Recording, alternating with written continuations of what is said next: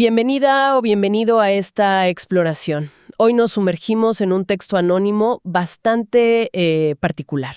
El número 3 en la masonería en general y en el grado de aprendiz masón en particular. Sí, un material que, la verdad, despierta mucha curiosidad. Exacto. Sobre por qué un número puede tener tanta carga simbólica. Y nuestra tarea hoy es, pues, desentrañar las ideas de este autor sobre esa relevancia del número 3. Especialmente para quien se inicia en la masonería como aprendiz, ¿verdad? Justo. Vamos a analizar el simbolismo, los rituales, la filosofía que el texto presenta. Y, muy importante, ciñéndonos estrictamente a sus argumentos y ejemplos, a lo que dice esta fuente. Exactamente. Sin añadir interpretaciones externas. Perfecto. La misión es entender la perspectiva de esta fuente sobre esa, digamos, omnipresencia del 3. El propio autor arranca confesando eso, que esa recurrencia le intrigó muchísimo. Sí, lo hice al principio. Pero antes de meternos de lleno en el número 3, ¿por qué, según este texto, se usan símbolos en primer lugar? En tradiciones como la masonería, por ejemplo. Bueno, el texto ofrece una visión interesante sobre eso. Define símbolo como algo que nos permite conocer otra cosa por semejanza. Una comparación, básicamente. Eso es, una comparación que en masonería, según el autor, vincula un objeto físico con una idea moral. Y lo distingue de otros términos, ¿no? Emblema, alegoría. Sí, distingue emblema como cifras o imágenes más secretas, convencionales. Y alegoría, que viene del griego, como decir una cosa pero que significa otra. Entiendo, y argumenta que este lenguaje simbólico era vital en la antigüedad. Cierto. Totalmente.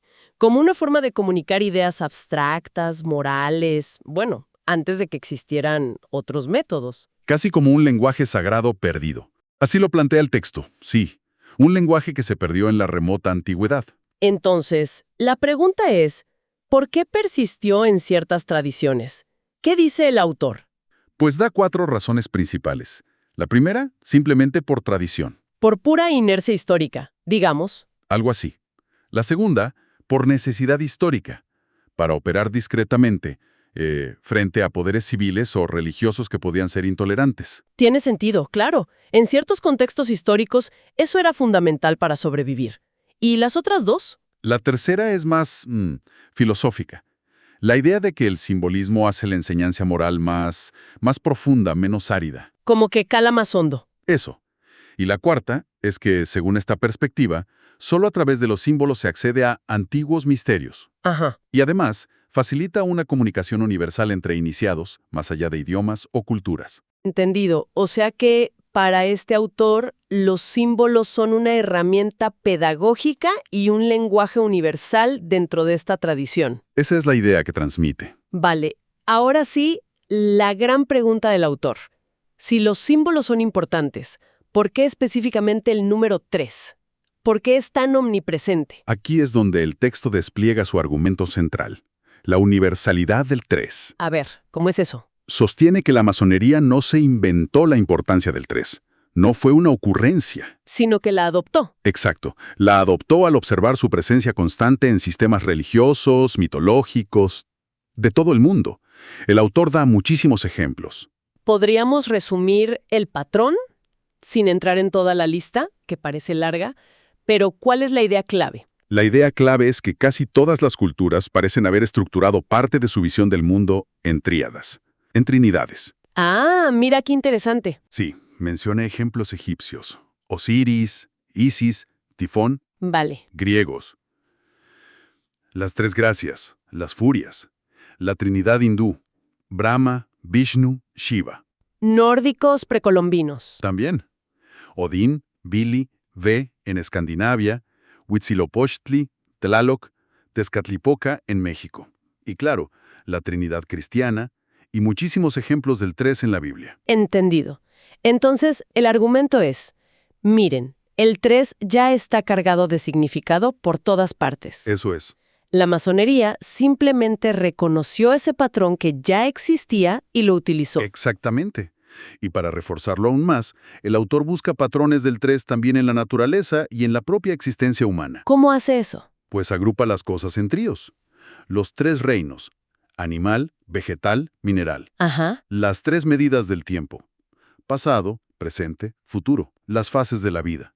nacimiento, vida, muerte. Vaya. Incluso facultades humanas, memoria, entendimiento, voluntad, sigue enumerando. Es una acumulación de ejemplos tremenda para demostrar que el 3 parece ser una estructura, fundamental en cómo percibimos o clasificamos el mundo. Sí, aunque como dices, uno podría preguntarse si es una estructura real o una forma humana de organizar. Claro, es una pregunta válida. Pero siguiendo la lógica del texto, ¿esta universalidad justifica su adopción por la masonería? Esa es la conclusión a la que llega el autor. Sí. Cree que esta omnipresencia explica por qué los antiguos veneraban el número 3, menciona a Pitágoras, Platón, la Cábala, y por qué la masonería lo incorporó tan profundamente en sus símbolos y alegorías. Vale, aceptemos la premisa de la universalidad según el texto. Después, la fuente se detiene a explorar el significado simbólico de los primeros números, que dice del 1 y del 2 antes de volver al 3. Del 1, lógicamente, dice que representa la unidad primordial, el origen, la causa primera. La fuente de todo. Eso es. Para la visión masónica que describe el texto, es el Ser Supremo, el gran arquitecto del universo, GADU, la fuerza creadora. Menciona algo de la palabra logia, ¿verdad? Sí, cita una supuesta etimología sánscrita de logia como universo, para reforzar esa idea de unidad central. Curioso. ¿Y el 2? ¿Qué introduce el 2? El 2 introduce, pues, la dualidad, el conflicto, la oposición. La variedad. Sí, simboliza la diversidad, esa oposición inherente a la naturaleza. Luz y oscuridad, bien y mal, masculino y femenino. Lo binario. Exacto. El texto menciona que Pitágoras lo veía como fuente de confusión, de desorden. Pero es necesario también, ¿no? Claro, es imprescindible para la relación, para la unión de principios opuestos. Es la base de cualquier asociación, aunque sea inestable por sí mismo. Entiendo. Entonces, si el 1 es unidad pura y el 2 es dualidad, oposición, ¿qué representa el 3 en esta secuencia?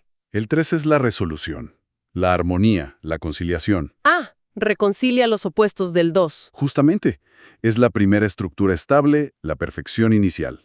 El texto cita a Platón diciendo que lo divino contiene principio, medio y fin. Los pitagóricos también le daban importancia. Mucha. Lo llamaban la perfecta armonía. Representa la tríada creadora, la causa activa, digamos, masculina, el medio receptivo, femenino, y el efecto, el producto. La plenitud del ciclo. La plenitud, la perfección del nacimiento y la reproducción. ¿Y cómo traduce esto la fuente al simbolismo específicamente masónico? ¿Qué asociaciones hace? Kurzma asocia con una trinidad divina que interpreta como Dios, virtud e inteligencia. También con las formas de actuar en el mundo, crear, conservar y destruir. Interesante. Y, de manera muy central, con los pilares simbólicos que sostienen la logia, la sabiduría, la fuerza y la belleza. Los 3 pilares clásicos. Exacto. Atributos que se consideran reflejos del gran arquitecto del universo. Pero es curioso que también le atribuye un simbolismo negativo, ¿no? Sí. El texto menciona que el 3 también puede representar las causas del mal, la ignorancia, la hipocresía y la ambición. O sea que no es puramente positivo. Tiene esa dualidad. Exacto. Y geométricamente refuerza la idea de perfección. Una línea no hace figura, 2 tampoco cierran. Pero 3 sí. 3 líneas forman el triángulo. La primera figura perfecta, estable, cerrada. Y el delta, el triángulo equilátero, se usa como emblema de la divinidad. Bien, hemos visto la justificación universal que da el texto y el significado simbólico abstracto. Ahora lo interesante. ¿Cómo afirma el texto que todo esto se aplica en la práctica? En los rituales del grado de aprendiz. Aquí es donde la fuente se pone muy detallada. Detalladísima, sí. Empieza desde el principio, desde el ingreso. ¿Qué dice? Que la solicitud para ingresar debe ir apoyada por 3 maestros masones. Ya empezamos con el 3. Y el primer paso del aspirante es en el llamado cuarto de reflexiones, un lugar de introspección. ¿Sí? Donde, entre otros símbolos, tiene que responder a 3 preguntas clave. ¿Sobre qué? Sobre sus deberes, para con Dios, para consigo mismo y para con sus semejantes. Vaya, ahí está el patrón otra vez. Clarísimo. ¿Qué sigue después de eso? Pues se le comunican 3 deberes fundamentales del masón. ¿Cuáles son? Primero, guardar secreto absoluto sobre lo que vea u oiga. Segundo, trabajar en su desarrollo personal, combatir sus pasiones y ayudar a los hermanos. ¿Y el tercero? Cumplir las normas, estatutos, reglamentos de la orden. Deberes claros. Y luego vienen los famosos viajes simbólicos, ¿no? Que también son 3. Exacto, 3 viajes simbólicos. Y el texto les da una interpretación con múltiples capas de significado, físico, intelectual y moral. ¿Podríamos resumir la esencia de esos viajes? Para no perdernos en cada detalle, ¿qué representan en conjunto según esta fuente? En esencia, según la interpretación del texto, estos viajes simbolizan un proceso ¿Un proceso de qué tipo? de transformación. Salir de la ignorancia, eso es el primer viaje, asociado al aire, a la oscuridad. Ajá. Atravesar las pruebas y las luchas de la vida activa, buscando la verdad. El segundo viaje, asociado al agua. Y finalmente, alcanzar la purificación, la madurez, a través del esfuerzo y el conocimiento. El tercer viaje, el del fuego. Un camino de la oscuridad a la luz, podríamos decir. Algo así. Un camino de transformación que culmina cuando al iniciado se le llama neófito, o sea, nuevo nacido. Un renacimiento simbólico, marcado por el 3. Y después de los viajes viene el momento de recibir la luz, simbólicamente hablando. Justo. En ese momento clave, el neófito ve, simbólicamente, 3 luces principales que iluminan la logia. ¿Cuáles son esas luces? Son el sol y la luna, que representan las dualidades naturales. ¿Y la tercera? Y la figura que preside la reunión, el venerable maestro, que representa la sabiduría que guía. Entiendo. ¿Y luego ratifica sus juramentos? ¿Sobre qué? Pone la mano sobre las 3 grandes luces que están en el altar. Que son elementos centrales en toda la iconografía masónica. ¿Cuáles son según este texto? La Biblia o el libro sagrado de la creencia del iniciado. ¿Vale? La escuadra y el compás. Esas son las 3 grandes luces. ¿Y qué simbolizan según la fuente? La Biblia representa la dimensión espiritual, la guía moral revelada, la voluntad divina. ¿La escuadra, con su ángulo recto? Simboliza la rectitud en las acciones, la conducta ética, la norma de nuestros actos. ¿Y el compás? El compás, que sirve para trazar límites, representa la moderación de los deseos y pasiones, el autocontrol, la virtud. O sea, juntas guían al masón en lo espiritual, lo ético y lo personal. Esa es la idea que presenta el texto. Son la guía fundamental. Y además de estas luces, digamos, más tangibles o centrales en el altar, hay otras 3 luces simbólicas. Sí, el neófito también ve 3 antorchas simbólicas. ¿Qué representan estas antorchas? Representan los ideales a alcanzar: la ciencia, la virtud y la fraternidad. ¿Y cómo las define el texto? La ciencia como el conocimiento que ilustra, la razón, la experiencia. La virtud como la fuerza moral, el altruismo, la obediencia a la propia conciencia. El hábito del bien. Exacto, opuesto al vicio. Y la fraternidad como la unión, el apoyo mutuo, la idea de que la humanidad es una sola familia. El texto de verdad que acumula ejemplos del 3 por todas partes. Después de los juramentos y la luz, ¿qué más involucra el número 3 para el aprendiz? Pues se le entregan simbólicamente 3 herramientas de trabajo. Herramientas de su grado. ¿Cuáles? La regla de 24 pulgadas, un mazo y un cincel. ¿Y su simbolismo? La regla representa el uso ordenado del tiempo, las 24 horas del día. Trabajo, descanso, ayuda a los demás. El mazo simboliza la fuerza de voluntad, la conciencia para destruir, digamos, las malas tentaciones o vicios. ¿Y el cincel? El cincel representa la necesidad de la educación, del esfuerzo para pulir la propia personalidad, la piedra bruta que es uno mismo al empezar. Son herramientas para el autoperfeccionamiento, clarísimo. Y luego están los modos de interactuar dentro de la logia, los toques, la marcha. Correcto. Se le enseñan 3 golpes o toques para poder entrar. ¿Asociados a qué? Asociados a las máximas evangélicas. Pedid la luz y se os dará, llamad a la puerta y se os abrirá, buscad la verdad y encontraréis. Simbolizan el esfuerzo necesario. Exacto. Indican que hay que esforzarse para pasar de la ignorancia a la virtud. Y la forma de caminar ritualmente, la marcha del aprendiz, consta de 3 pasos rectos. ¿Qué simbolizan esos pasos? Pues simbolizan las etapas de la vida, nacimiento, vida, muerte, y la rectitud en el camino, pero también, según el texto, las cualidades de belleza, fuerza y candor. Candor, ¿Cómo lo define? Como pureza, sencillez del alma, buena fe, franqueza. Es casi abrumadora la cantidad de aplicaciones del 3 que enumera este texto, incluso la edad simbólica. Sí, sí. Al aprendiz se le comunica que su edad simbólica es de 3 años. ¿Y por qué 3 años? ¿Da explicaciones? El autor ofrece 3 posibles explicaciones que parece haber encontrado o interpretado. A ver. Una, que el aprendiz solo conoce el simbolismo hasta el número 3. 2, una posible referencia a antiguos noviciados egipcios de 3 años. Histórico, quizás. Y 3, que el número 3 como símbolo de paz y armonía es adecuado para este grado inicial de aprendizaje y concordia. Tiene su lógica interna. También menciona 3 abrazos fraternales, bienvenida, afecto, imagen de hermandad, y 3 tipos de aplausos rítmicos, las baterías, con distintos significados: júbilo, felicitación, duelo. Parece que no hay aspecto del grado de aprendiz, según esta fuente, que escape a la influencia del 3. Es sistemático. El autor ciertamente se esfuerza muchísimo por demostrarlo, y añade todavía más ejemplos breves. ¿Ah, sí? ¿Cómo cuáles? Menciona que la insignia de uno de los oficiales principales, la plomada del segundo vigilante, tiene 3 aspectos simbólicos: moralidad, igualdad, rectitud. Vale. Que la logia simbólica debe tener 3 ventanas orientadas a donde viene la luz: oriente, occidente, mediodía. Que hay 3 tipos de logia según su composición: simple, justa, perfecta. Y la dirección de la logia también. Exacto. 3 oficiales principales la gobiernan: el venerable maestro y los 2 vigilantes.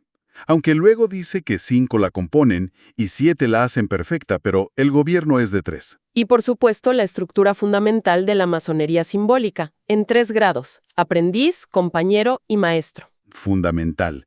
El texto vincula esta división a la organización de los obreros en la construcción del Templo de Salomón, cada uno con sus propios signos y palabras. Y todo esto, según el texto, se enmarca en algún lema o ideal general. Sí, lo enmarca en el gran lema, también triple, de libertad, igualdad y fraternidad. ¿Y cómo define esos conceptos? Define la libertad no como libertinaje, sino como obediencia razonada, libre albedrío dentro de la ley y la moral. La igualdad como el reconocimiento de un origen común en la naturaleza, todos hermanos. ¿Y la fraternidad? La fraternidad que ya había salido con las antorchas, como ese lazo de apoyo mutuo. Y aquí añade que incluye el socorro al necesitado y la búsqueda conjunta de la verdad. Hablando de la verdad, el texto la presenta como una búsqueda de luz, verdad. Profundiza en ese concepto. Parece importante. Sí, es un tema recurrente y central para el autor. Utiliza esa analogía clásica: luz es igual a conocimiento, verdad, bien. ¿Y oscuridad es ignorancia, error, mal? Exacto. Una dualidad que encuentra en muchas tradiciones antiguas. Zoroastro, Pitágoras, menciona incluso el Bhagavad Gita, el cristianismo. Entonces, para el aprendiz, buscar la luz es... Es buscar la verdad objetiva, pero también la verdad como sinceridad personal, como honestidad en el trato.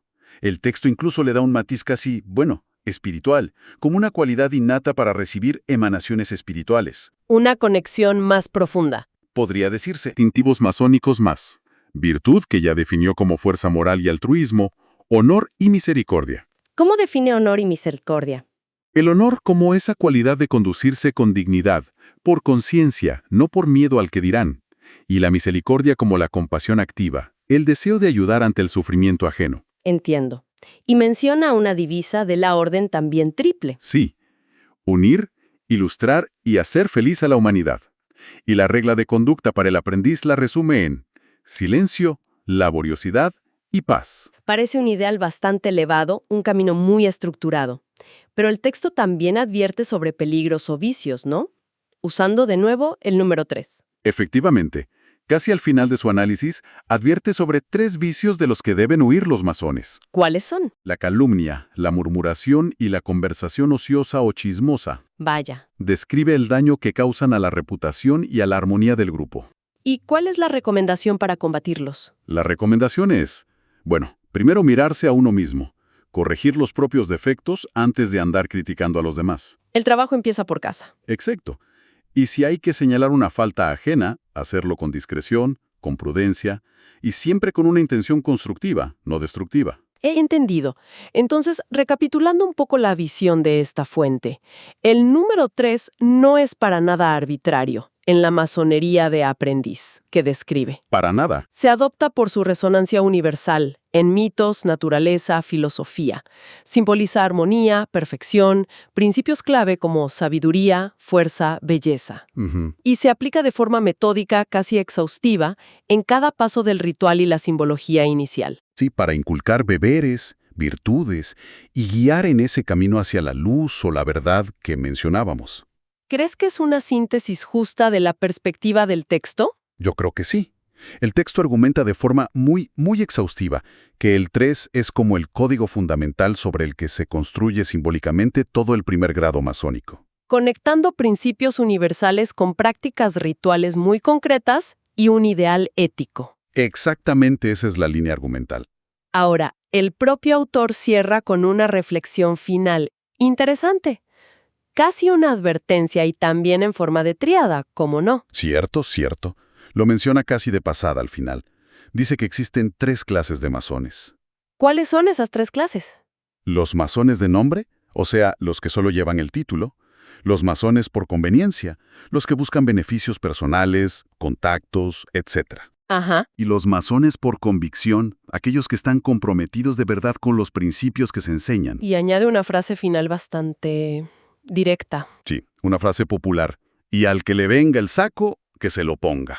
Uf, es una reflexión final que deja pensando, ¿eh? Sin duda. Porque más allá de esta tradición específica plantea una cuestión universal sobre la autenticidad. Totalmente. En cualquier camino de conocimiento, o ético o espiritual, ¿dónde está la línea? La línea entre la pertenencia superficial, la conveniencia, y un compromiso genuino con los ideales que se proclaman. Exacto. Es una pregunta que quizás resuene con cualquiera que busque coherencia. Coherencia entre lo que dice ser y lo que realmente vive, ¿no? Justo. Es una invitación a la introspección sobre la profundidad de nuestras propias convicciones, seamos parte de esta tradición o no. ¿Qué tipo de miembro somos en nuestros propios sistemas de valores? Es una pregunta potente, sí. Una que trasciende el propio texto que hemos analizado hoy. Definitivamente. Un buen punto para reflexionar.